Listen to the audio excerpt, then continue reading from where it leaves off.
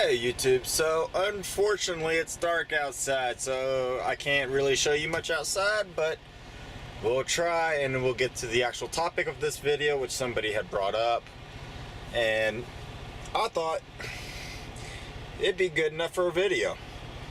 Although I'll give a minor warning after we do the view outside my window and kind of explain where I'm at.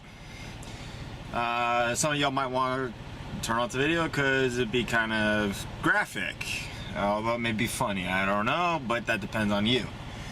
But let me get my wallet out of my pocket. Alright, so let's take a look outside, even though you're not really going to be able to see anything. I might do a quick video in the morning, and I guess they're leaving, go up the summit, but this is where I'm at. So there's Salt Lake, of course. I mean, if you can't read, then you need some more help. And the little blue dot's where I'm at. Generally, that's how it works. And I'm trying to get down here to 70, and then I think I'm going to be going down 70 to this road, cutting across, come down through here, and just keep making my way south. So there's a summit right over here. There's a really bad accident, you know, just over here somewhere. And so I just decided to be safe, pull over. It's nighttime. There's animals out on the road. Yeah. So I just decided to pull over. I'm not. Anyway, all right. So let's get off that topic. So somebody had asked me, what do you do if you park in the middle of nowhere where there's no bathroom? Yeah. Okay, so there's a few things you can do. Some I've done, some I haven't. I'm not going to say the ones I haven't, which ones I haven't. But you design what you're willing to do. Now, his question, he actually asked a multiple part question, but the first part was, what do you do if you're parked somewhere and there's not a bathroom in sight? Well, if you have to go pee, okay, and you're a guy, you got a bottle, or you can go outside and pee on a tire, okay? If it's -6 degrees, pee quickly. I mean, just pee a whole lot quicker. Alright, if you're a female, I've heard everything from bottles and funnels to just going outside and squatting like Sasquatch. Again, if it's -degrees outside, you pee quicker. So going pee is relatively easy, okay? Now, what happens if you have to take a shit? I always carry a roll of toilet paper in the truck for multiple reasons.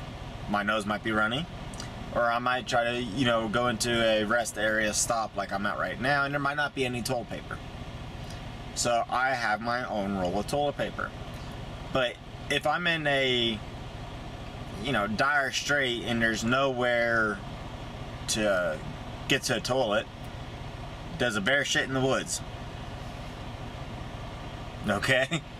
So, go caveman style, you know? It is what it is. Now, I will say, at the same time as I say that, sorry, that hair is getting a little tired, that in all honesty, when you're driving, you have 8 hours before you have to take a 30-minute break. Then you have another 4 hours of driving. Now, so if I'm going down the road and I'm like, you know, hey, I'm kind of hungry, or hey, I need to use the bathroom, or hey this, or hey that, chances are I'm going to stop, you know, unless I really burn my 14 hours, you know, by sitting out of customers, getting loaded or unloaded. That really sucks, guys, okay? So unless that happened, or you got stuck in traffic for 3 hours, 2-3 hours, you should be able to stop at a rest area and use the bathroom. Now, are there circumstances where that does not happen? Yes. Especially if you're not feeling well. I will say, if you're not feeling well and it's disrupting your digestive tract, your best bet is not to eat, because you're in a truck. There's not a toilet in here unless you fabricate one using a bucket and a Walmart sack. Okay, I've heard that being done. But if you're sick, your best bet is not to be eating that much. Just try to drink a lot of fluids, sleep. And, try to get wherever that stomach bug is away. That's your best bet. Or just take home time if you can. I got sick in the truck like that, and man, it sucked. It really did. It was like 2 days before I started eating normally again. I was eating very, very little. So I didn't get good miles because I wasn't feeling good. And I was tired a lot because I wasn't eating. It's a skinny boy problem there. But I still drove, still got some miles because, hey, you could feel like shit, not drive, and make no money, or you can stay back there, or you can feel like shit and drive and make some money. I don't know about you, but making some money makes me feel better. Mentally, if not physically, but still makes me feel better. So I prefer to drive, even if it's a little bit. I don't care if it's 100 miles down the road. It's 100 miles I didn't have before. And I will say with Swift, if you're sick and you let them know, hey, look, I'm sick, you're not going to get a service failure for that. They understand that. And if you say you're tired and that you got to pull over because you're tired, or it's a safety reason why you're pulling over, you're not going to get a safety violation for that. I mean, a service violation for that, for not making your delivery on time. The load will have to be rescheduled, or this or that, or whatever. It's not your problem, okay? Your problem is to make sure you drive safe. If you work for a company that is different than that, again, I have to advise, you have to drive when you're safe to drive. If you're too sick to drive, or you're too tired to drive, you've already been driving for too long. You should have pulled over before you got to the point where you're saying, I am too tired to do blank. That's when you make mistakes. That's when you're sluggish. And a small mistake, when you're loaded heavy, becomes a very big... Oh, and talking about loaded heavy... I just let one rip. This is heavy right here. Well, not if you do heavy haul, but I'm only like 1,100, 1,200 pounds from being over 80,000. And this truck is rated for 80,000. Like that truck is rated for 80,000, and every other truck, which you can't see, but if this window extended a little bit about right there, you'll see a line of trucks that go that way.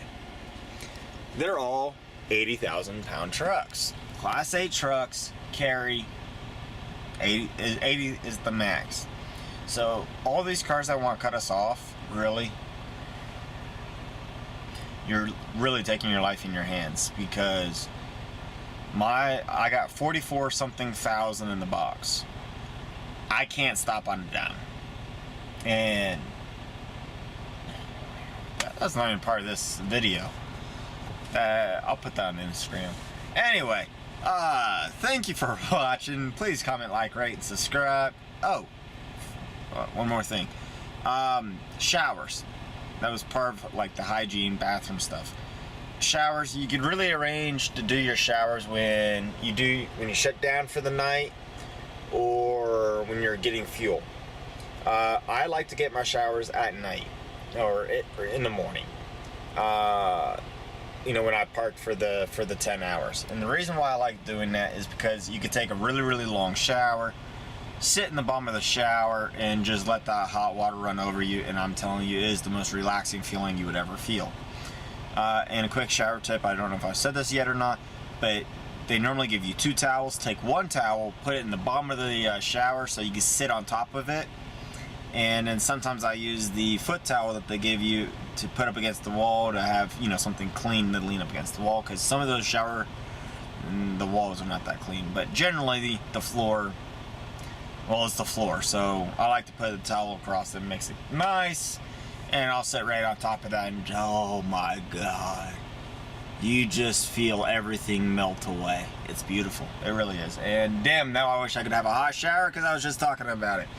So I'm going to get this video uploaded. I'm going to hit the hay. So thank you for watching my videos. Please like, rate, comment, and subscribe. And please share this video. Help save my YouTube channel. YouTube has changed their thing, and I'm going to be losing what little money YouTube has been paying. And let me know if you'd be interested in doing Patreon maybe. I don't know. But see y'all in the next one.